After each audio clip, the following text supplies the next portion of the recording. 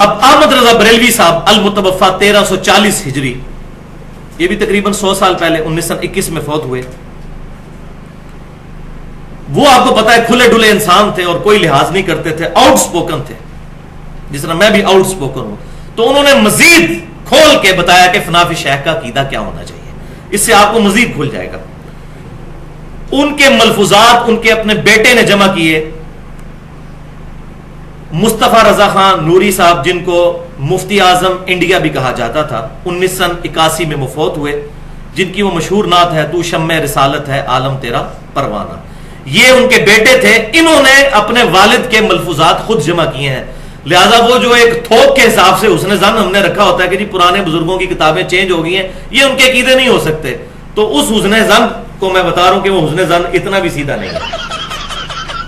اپنے بیٹے نے ملفوظات جمع کیے. ہمارے جیلم شہر سے بھی بک کارنر نے چھاپے ہیں. اس کا پیج نمبر ہے 152 اور حصہ ہے دوسرا. اور یہ ملفوظات اعلی حضرت .net ایک ویب سائٹ ہے بریلی کی، خود ان کی اپنی جو لڑی آگے چل رہی ہے ان کی اپنی ویب سائٹ، اس پہ بھی اس کی سافٹ کاپیز رکھی ہوئی ہیں. کوئی چینج نہیں ہے جو میں پڑھنے لگا ہوں. فنافی شیخ کے مرتبے کے بارے میں ان سے پوچھا گیا کہ بتائیے یہ شیخ کا تصور کیسے کیا جائے گا. تو فرماتے ہیں ارشاد، یہ خیال رہے کہ میرا شیخ میرے سامنے ہے اور میرے قلب کو اور اپنے قلب کو اس کے قلب کے نیچے تصور کر کے سمجھے کہ سرکار صلی اللہ علیہ وسلم کے قلب انور سے انوارات چھلک کر میرے شیخ کے قلب پر اور وہاں سے میرے دل پر آ رہے ہیں. یہ ساری تھیوریٹیکل باتیں آپ دیکھ لیں. پھر کچھ عرصہ بعد یہ حالت ہو جائے گی کہ شجر و حجر یعنی درختوں میں اور پتھروں میں حتیٰ کہ دیواروں پر بھی شیخ کی صورت نظر آئے گی.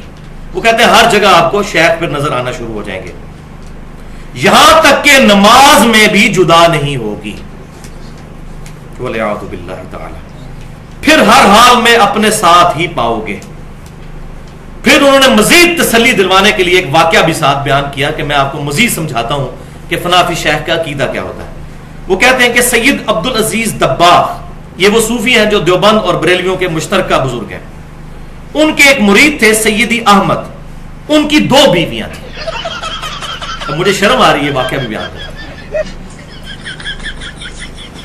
تو فرمایا اپنے مرید سے کہ تم نے رات کو ایک بیوی کے جاگتے ہوئے دوسری بیوی کے ساتھ کیوں ہم بستری کی؟ ایسے مت کیا کرو. عرض کیا حضور وہ تو سو رہی تھی. فرمایا نہیں، سوتی نہ تھی، جاگ رہی تھی. حضور نے پتہ نہیں کیڑا کیمرہ فٹ کیتے ہیں. عرض کیا حضور آپ کو کیسے علم ہوا؟ فرمایا وہاں پر ساتھ ایک پلنگ رکھا ہوا تھا، یعنی وہ جو بیوی جاگ رہی تھی اس کے ساتھ کوئی پلنگ تھا. اس نے کہا ہاں. فرمایا میں نے وہیں تو پوری رات گزاری ہے روحانی طور پر. اوکھے ویلے بزرگ کام آتے ہیں. شیخ مرید کے ساتھ ہر وقت ساتھ ہوتا ہے. اور یہ احساس رکھو کہ پیر کبھی اپنے مرید سے جدا نہیں ہوتا. وَلِعَاذُ بِاللَّهِ تَعَالَى اِنَّا لِلَّهِ وَإِنَّا إِلَيْهِ رَاجِعُونَ. اس میں میں سورۃ البقرہ کی آیت نمبر 165 پڑھوں گا.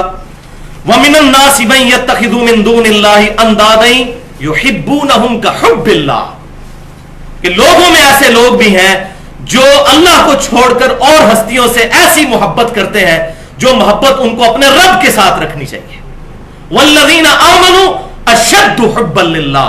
اور ایمان والے شدید ترین محبت اپنے رب کے ساتھ رکھتے ہیں. اب یہ دیکھ لیں دیواروں پر، درختوں پر، نماز میں بھی پیر کی صورت نظر آئے گی. یہ فنافی شیخ کا عقیدہ انہوں نے امت کو بتایا. وَلِعَاذُ بِاللَّهِ تَعَالَى. اب کتنے لوگ سوچیں گے جی اتنے بڑے بڑے بزرگ پاگل تھے. اب آپ خود فیصلہ کر لیجیے. ان کو بچانا ہے تو پاگل ہی ڈکلیئر کریں. کوئی پاگل ہی ایسی بات کر سکتا ہے. اگر انہوں نے جان بوجھ کے کی ہے پھر وہ پاگل نہیں تھے، پھر کچھ اور ہی تھے. تو اس پر میں نے مسئلہ نمبر 71B کے نام سے ایک گفتگو کی ہے، تقریباً 2.25 گھنٹے کی. انڈیا پاکستان کے بزرگوں کی 19 گستاخانہ عبارتوں کا تحقیقی جائزہ.